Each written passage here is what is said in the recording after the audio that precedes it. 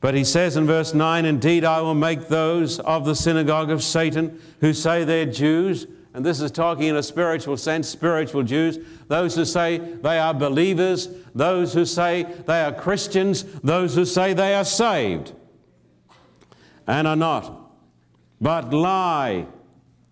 Indeed, I will make them come and worship before your feet, and to know that I've loved you. He's talking here about the great bundle of hypocrites that are going to get burned up.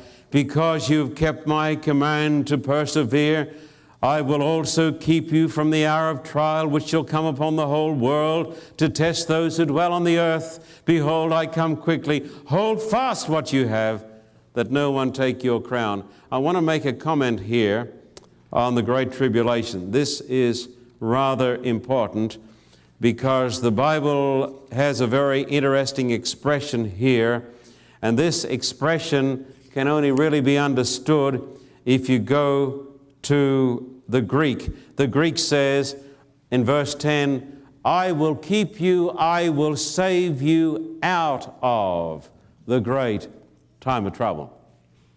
Now, what's the difference? Well, some people believe that the church is going to be raptured and they're all going to go home to glory. And so the church is not going to go through the Great Tribulation.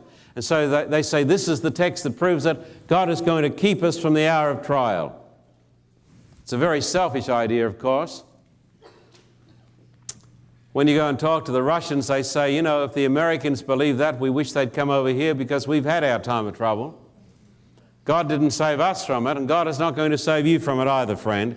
But the Greek says, I'm going to save you out of it. But God's people are going to be in it so they can be saved out of it. Hear this?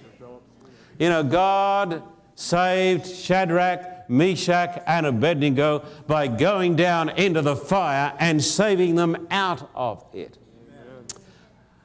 I don't have a lot of time for the prosperity gospel where preachers get fat and lazy on the money they take up for themselves. Don't have a lot of time for that.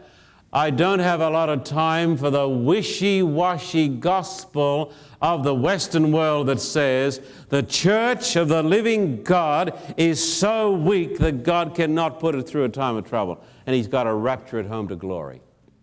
I don't believe that. God sends us trouble. You know why He sends us trouble? Because we need it.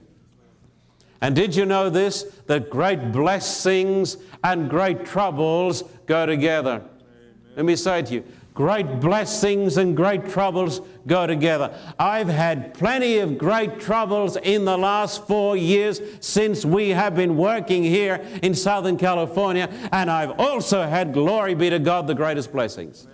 And so if you pray for great blessings, be careful, because God may load it up with a lot of great sorrows. Remember I told you last week that sorrow is God's angel. Amen. But God has said, I will be with you, and He says, I will save you out of the trouble.